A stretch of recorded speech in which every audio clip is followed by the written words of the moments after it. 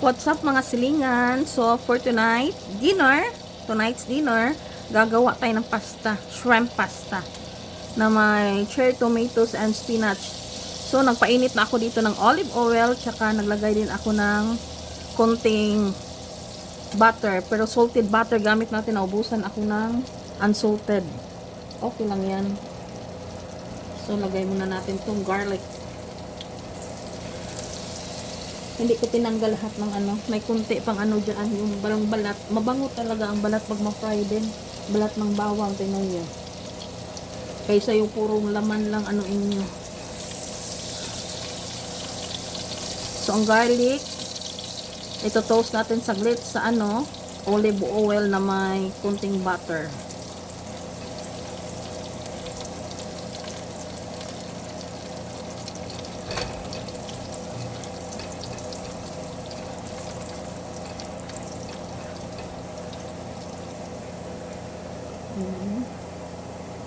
Tapos, meron tayo dito cherry tomatoes.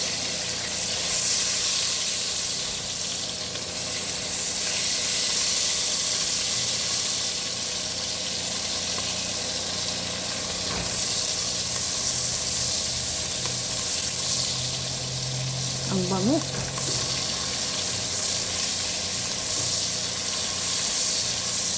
So, since madali lang yung maano yung ano natin, ilagay na natin ang ating mga shrimp. Yung shrimp ko po, dalawang klase. Since ang shrimp lang naman ang kakainin ni Jan, dinamihan ko na.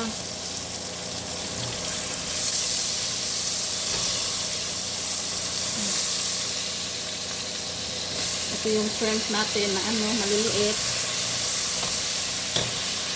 O, pahinaan natin. Medium heat lang natin. Saka, may isang shrimp tayo dito, yung may balat pa. Kasi, hindi ko alam kung kakain si Jan ng pasta or baka shrimp lang sa kanya. Nagunda tayo ngayon sa shrimp.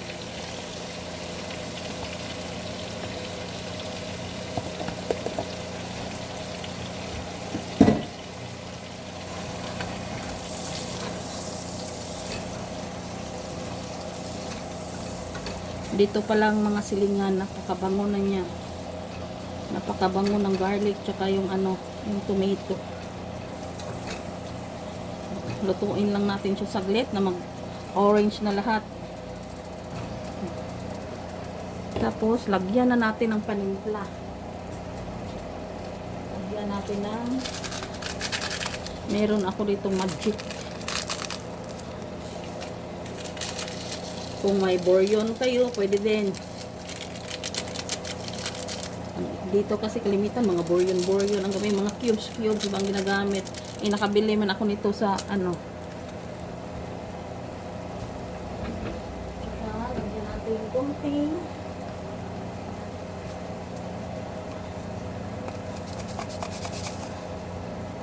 garlic and pepper na po to. Huwag lang natin damihan. Okay, may ano na tayo.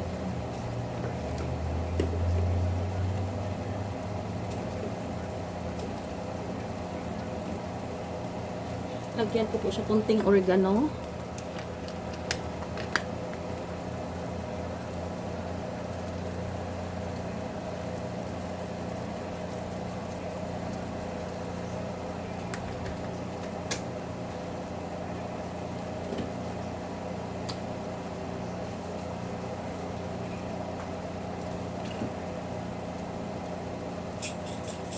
Kunti lang nilagay natin na pepper at garlic kanina.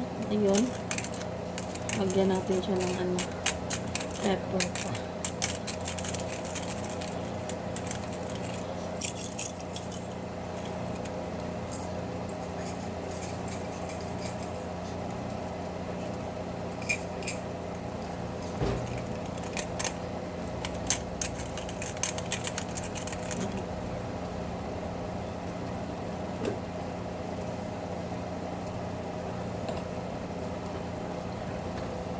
Simpleng luto lang po to.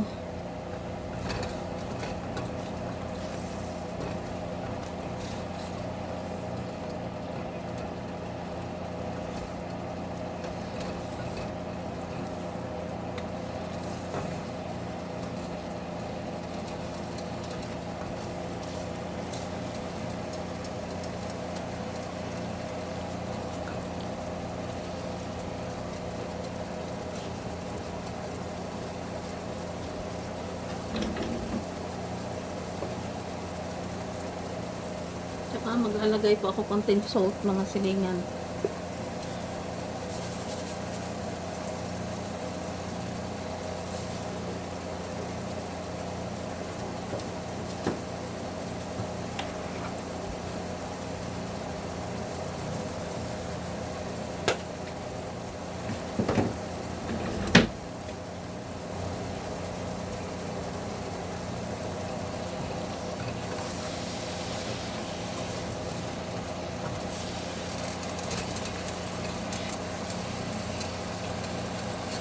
Rugi natin yung yung ating kamatis para manuot siya sa ating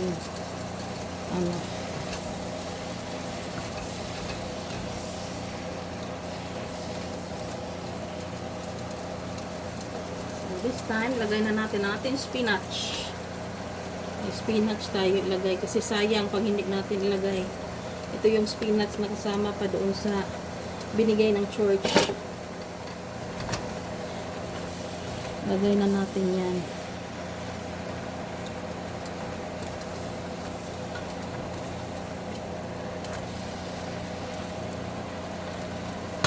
Garlic, tomato, konting cherry tomato, tsaka itong spinach lang po nilagay ko. Actually, may kunti ako dito, yung pasta water, yung pinakuluan sa pasta. Lagyan natin ng kunti lang. Na lang natin mamaya kung kulangan pa. Para lang yan pag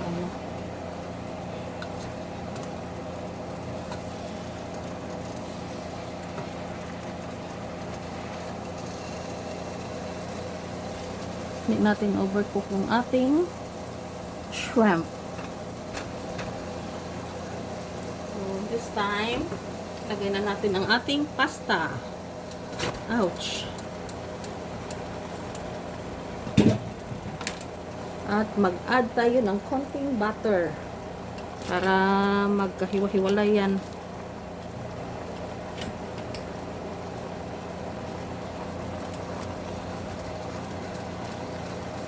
Si John kasi hindi talaga mahilig sa patatas. Minsan lang, kakain naman siya pero hindi talaga kung may iba kainin niya. Kung may patatas siya ka-corn, doon siya sa corn.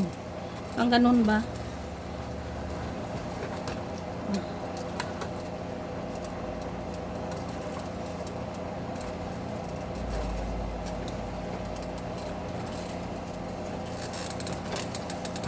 Ganitong pasta lang po, may gulay kunti, hindi yung puro spaghetti na lang.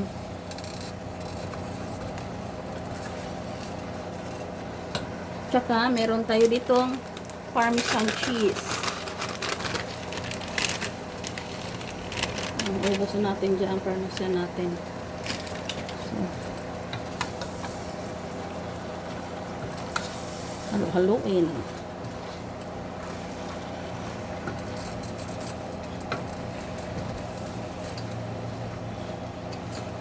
Wala na yung sabaw, nahigop na ng natin. Since okay na to kasi nga pinakuluan na naman natin yan, al dente yung natin. Pakuluan nyo lang until al dente siya. So that's it mga silingan, luto ng ating pasta. Kung may lemon kayo, pwede nyo squeeze ng lemon. Sarap yan. So thank you for watching po. God bless. Bye-bye. Off natin muna.